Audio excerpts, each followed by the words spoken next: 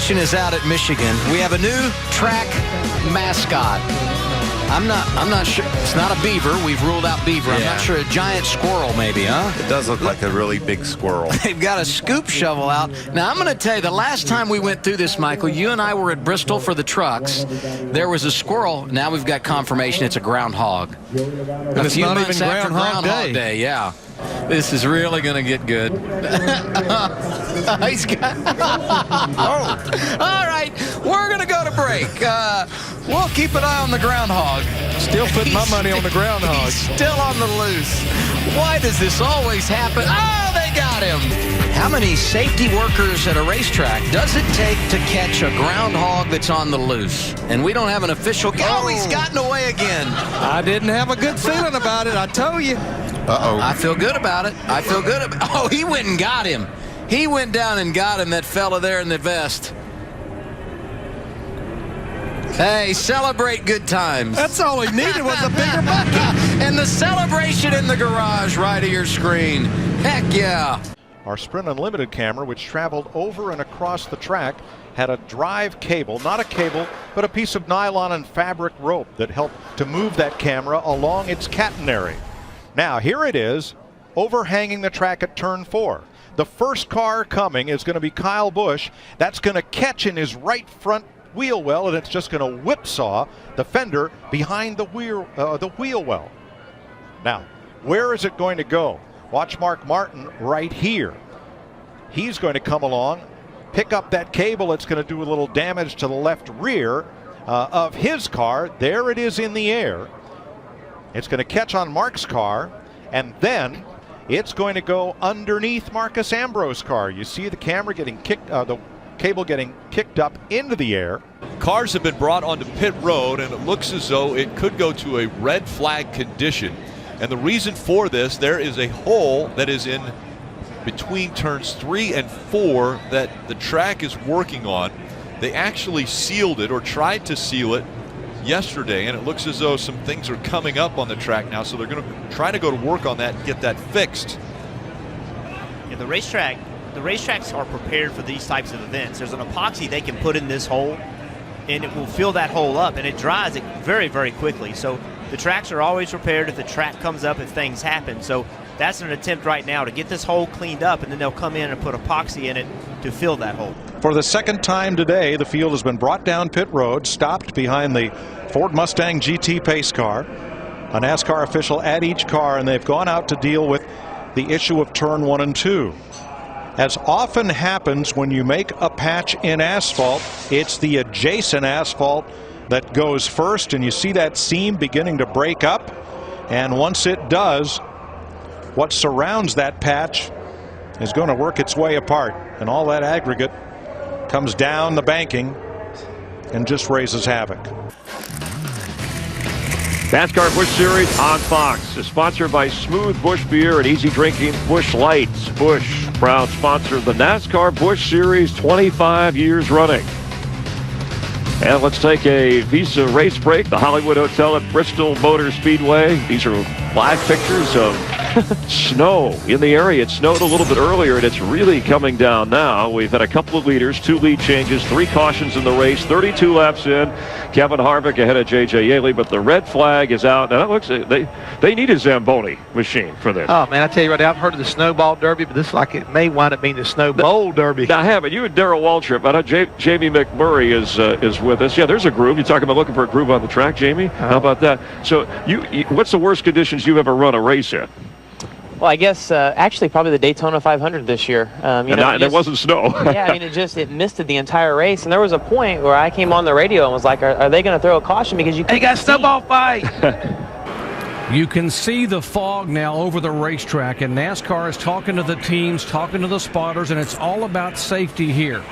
The drivers can see just fine. The problem is that the spotters high atop us on top of the main grandstands here and NASCAR, who control this race up here just a few feet from us in the control tower, want to make sure they can see, and their spotters around the racetrack who watch for debris, etc. on the track can see as well. So what they're going to do right now is bring the cars down pit road just for a couple of minutes and let some of this fog lift. They are not going to allow the crews over the wall. That's why these NASCAR officials are walking up pit road to seal off the area between the crews and the cars so they can't get over to the cars. And we're going to have a bit of a delay here in qualifying. Why, you ask? Well, it's almost the 1-year anniversary of the Groundhog getting loose at Michigan during Xfinity practice. I know you guys remember that.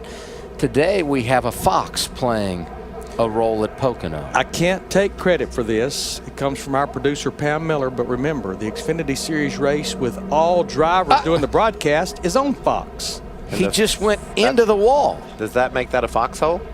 What in the world is happening here? They're fleshing him out. They're trying to scare him out. Look, they've got a net hanging over the end of the fence where he went in. He's going to come out, I hope. I'm not comfortable with this right now. Igdalski, the track president, and see what these seats cost. That's a really good place to watch qualifying. He was just enjoying. He knew it was single car runs, and he knew it was pretty much slowest to fastest, so he was just enjoying it. That's just cute, if you ask me. Not bothering a soul. Scratch his back a little bit. Jeff Gordon. There's Waltrip staying right in this punt. Now, the story that we have, there was a piece of aluminum down in the corner. But we also have a little issue on the back straightaway. Yeah, there's water coming across the racetrack there, and they'll put the stay dry down right here, right in this part there. You can see it's about a car length wide there, and they're now pulling the water over the top of the wall there. Take a look a moment ago, buddy, at what we saw. Those cars running down through this very area of the racetrack. Yeah, you can see that would be a little disconcerting at 190 miles an hour. Red flag condition here in the 39th running of the UAW GM 500 as they work on this problem with water running across the track right in the midst of the backstretch. Well, I just had a report that it might be a water main over behind the grandstand there, and it's leaking across the top of the wall there and running across the racetrack. Looks like they have it contained pretty well right now, though. You want to see a slide job? Good job, man. That was a slide job. That's what we call a slide job. The spotter just said good job. Oh, yeah. A whole lot he could do that. I don't know what he would have said if he hadn't made it, but that was a good job. Oh, not for long. 41, inside. Wow. Has he cut a tire down, Darrell? Yeah, I didn't see it. Didn't look like the right. Now, he's going to try to wait to get to pit road, but he's way up against the wall, and caution waves for Jamie McMurray at lap 158.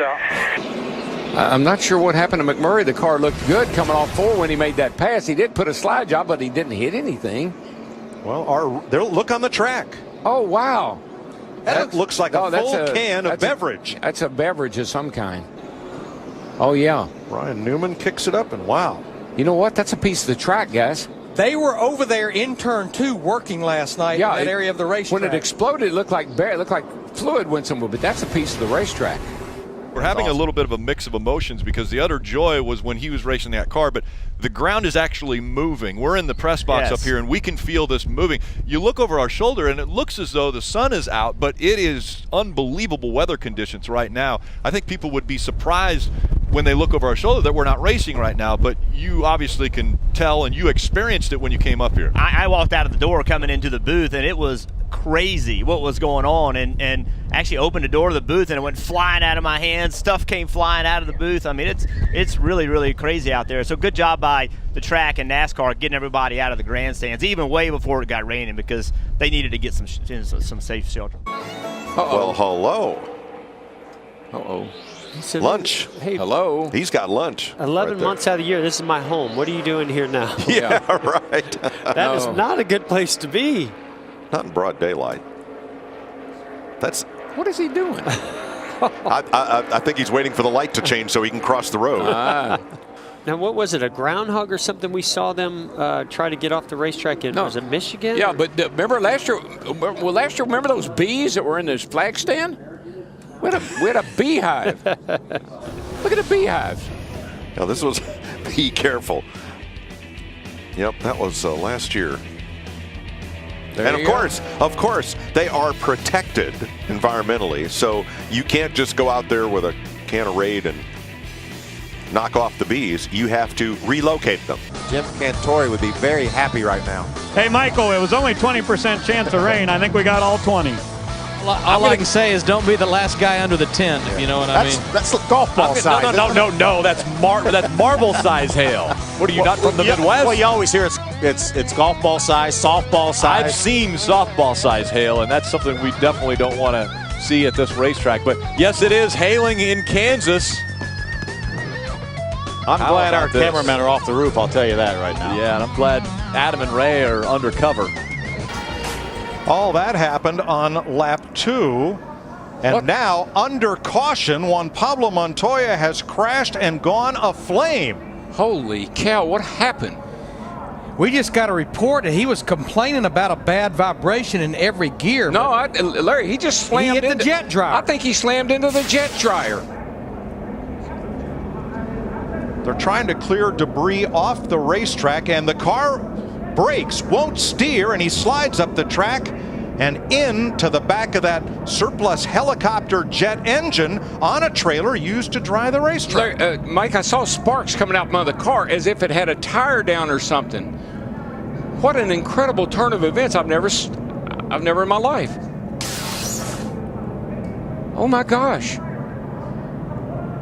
And all that spilled jet fuel found something hot to ignite it. The 17th annual running of the Winston gets the green flag. And Steve Park, boy, real loose on the start, almost spun. Bunch of guys did. Jeff Burton got in the back of Tony Stewart and turned him sideways. Oh, car's sideways. All the cars are loose down in the corner. The track is wet. It's Gordon, Michael Waltrip, Kevin 29 car. All these cars are wrecking because I believe it might be raining down there. And the rain is coming even harder. Oh, for Pete's sake. What a way to start this event. For some drivers, what a way to end it. Well, watch these guys. Even on the start, watch them, Larry. There's a couple of them. Tony Stewart right in here. He gets run into the back of by Jeff Burton. A bunch of guys didn't get going all that well. I think they were spinning their tires. Yeah, watch Steve Park right there in that one car. Look how loose he gets. See Tony Stewart get all sideways there because Burton got into him, and these guys are all over the place. They get down here to the corner, and everybody starts up the hill. I mean, everybody's loose. There goes Harvick. Rusty Wallace all but hit the wall. Rusty was so lucky.